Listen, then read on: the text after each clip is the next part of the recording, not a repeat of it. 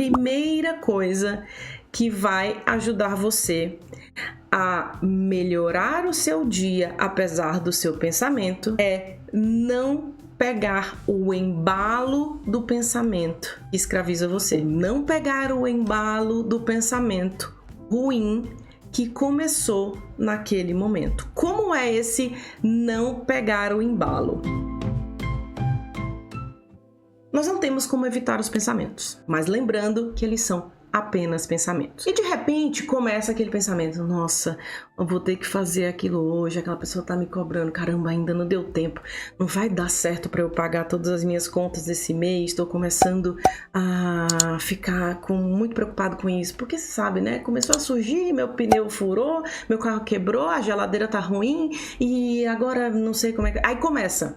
E aí, no fim das contas, quando você começa a perceber, você pegou um embalo daquele pensamento que te trouxe para outras situações e para supostas coisas que vão dar errado também, porque começou com um só deles. E quando a gente pega o embalo, é muito difícil da gente voltar para um outro momento da forma de pensar. Funciona igual um carro imagina no morro, está ali com o carro sem o freio de mão puxado e de repente você solta o freio de mão. A gente tem que perceber quando o carro está descendo antes dele inclinar, porque depois que ele inclina, você só vai parar o carro lá embaixo, ou ele vai ser parado lá embaixo se ele bater em alguma coisa, se algo impedir, ou ele perder velocidade, não é assim? Mas nos nossos pensamentos, em relação ao embalo que a gente pega quando a gente começa a pensar assim, também acontece a mesma coisa. E vocês têm experiência própria sobre isso, que quando começa esse embalo, ele vai e a gente perde o controle. A minha proposta para você é começar a perceber quando você vai pegar esse embalo. Eu sei que quem tem um toque de pensamento, por exemplo, lida com o impulso do pensamento porque há uma disfunção, uma triangulação ali dentro do cérebro ligado à forma de pensar, à dificuldade de segurar esse pensamento e à sensação que ele traz. Eu sei que quem tem depressão pode ter um pensamento de padrão de desesperança por causa do próprio quadro. Também sei que quem tem ansiedade de doença pode pegar facilmente um embalo no pensamento de alguém que está falando que uma dor de cabeça é um câncer no cérebro. Primeiro sintoma é um câncer no cérebro e com certeza o meu é esse. Eu sei que quem tem esses quadros pega mais facilmente esse embalo porque isso é um transtorno. Mas não quer dizer que mesmo tratando disso, você não possa perceber esses embalos. E quando esse momento acontece? Quando esse momento acontece, é a hora que você tem ainda alguma autonomia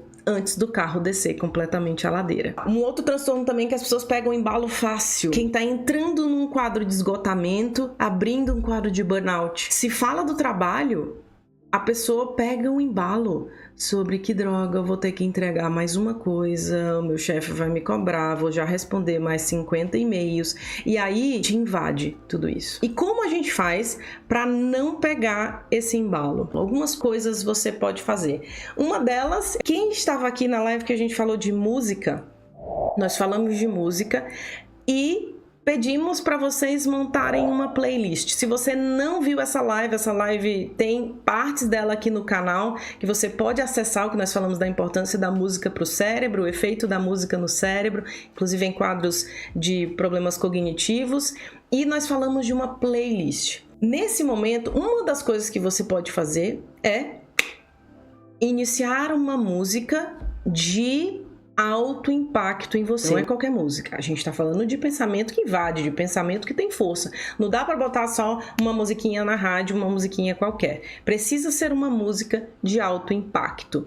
É uma das formas de você brecar o embalo do pensamento. Uma outra coisa que você pode fazer, essa é especialmente para o pessoal que tem pensamento intrusivo. Se você tem dificuldade de cortar, e certamente você tem, porque há uma dificuldade de frear isso é estrutural, você vai estabelecer uma pessoa de confiança, que não precisa ser da sua família, pode ser um amigo. E olha só, que você tem a liberdade de falar e a segurança de falar sobre isso. Não vai ficar falando o tempo todo disso, você vai pontuar para essa pessoa, olha só, eu tenho dificuldades porque eu tenho pensamentos intrusivos, e a pessoa pode perguntar, o que é isso? Ou, já ouvi você falar sobre isso. E eu tenho tido dificuldade de pausar esses pensamentos, eles me invadem a ponto de eu ficar atordoada com eles. Quando eu estiver assim e você estiver disponível, eu posso falar para você, olha, estou tendo esses pensamentos, conversa comigo sobre algo neutro ou algo alegre até, mas algo neutro. Ou seja, me desvia voluntariamente do assunto. Eu estou pedindo para você. Essa pessoa de segurança pode ser marido, mulher, filho, um amigo, não necessariamente precisa ser da sua família, mas é uma pessoa que quando você disser, fala comigo coisas neutras, a pessoa já sabe o que está acontecendo e ela vai puxar papo com você, puxar uma conversa. O objetivo disso é que você faça um desvio e esse desvio ajude você a não descer a ladeira. E você vai seguir a conversa com aquela pessoa. Você não vai ser a pessoa que vai voltar para o assunto que está aí mexendo no seu pensamento. Isso é voluntário, isso é ativo. A gente está decidindo sobre isso. Então, uma playlist, uma pessoa de segurança que saiba disso, e essa pessoa de segurança não precisa de muita explicação. Você vai explicar antes disso acontecer.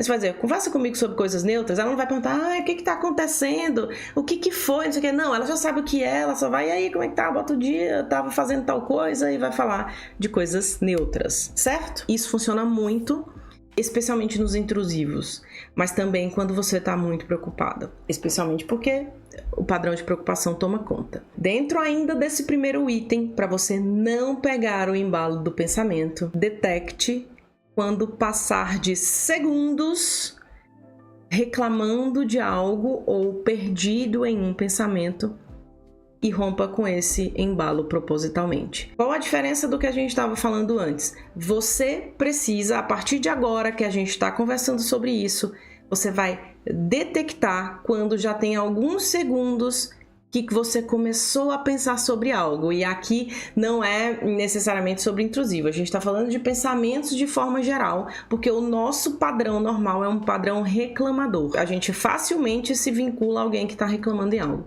E agora, o lance não é detectar pessoas, é detectar você. Quando passar de alguns segundos... Opa!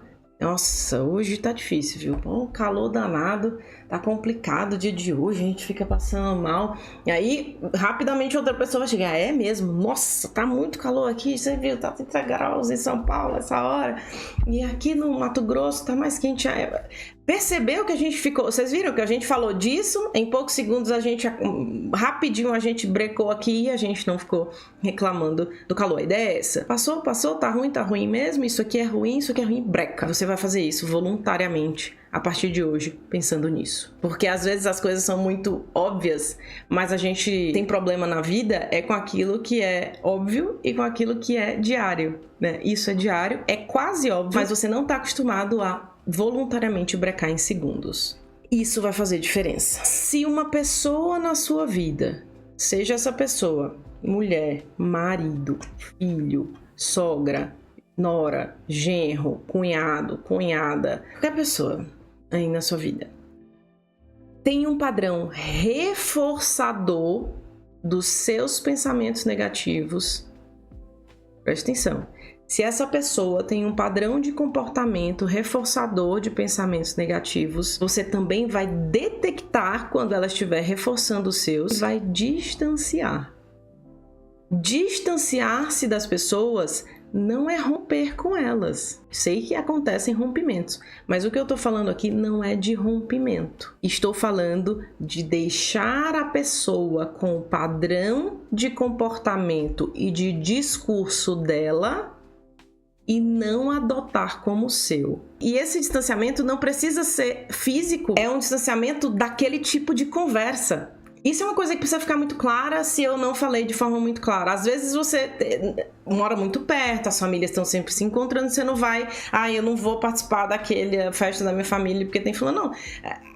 o distanciamento do tipo de assunto, o distanciamento do conteúdo. E você pode fazer isso na mudança do foco durante aquela conversa, especialmente porque em encontros familiares tem muitas conversas ali, amenidades, né? No grupão, ninguém tá falando de coisas muito profundas. E isso fica mais fácil de fazer quando aquilo te afeta, especialmente. Então não precisa não ir, não precisa ficar longe dessas pessoas, não precisa. O distanciamento é do assunto, do conteúdo. Além disso, não deixar que essa pessoa seja aquela que empurra o carro que eu falei no morro, que dá um empurrãozinho pro seu carro descer mais rápido. E, gente, é tão fácil encontrar essas pessoas. É tão fácil. Começa a perceber. E aí, deixa essa pessoa com o padrão que é dela. Ele não precisa ser o seu. E eu vou te falar uma coisa. Se você não conseguir se distanciar, ai, mas eu não consigo me distanciar. Aí é você que está precisando fortemente de psicoterapia. Porque a gente não está falando de rompimento, a gente está falando de proteção. E algumas pessoas são pioradoras de vida dos outros e de transtornos. E quem é responsável por fazer isso, por detectar isso e agir sobre isso é a gente. Não é esperar que o outro faça uma mudança. Ai, a minha mãe não muda. Ai, o meu marido fala isso. Ai, cara, não vai mudar. Para dono da pessoa, quem tem que perceber isso é você. A vida que está sendo afetada é você. E você que está tendo dias ruins também influenciados por isso. Então, a parte real disso, a primeira parte disso é a gente se responsabilizar por essa mudança e por essa detecção. Senão você vai se manter nesse padrão afetado, né, de forma muito intensa por esse entorno.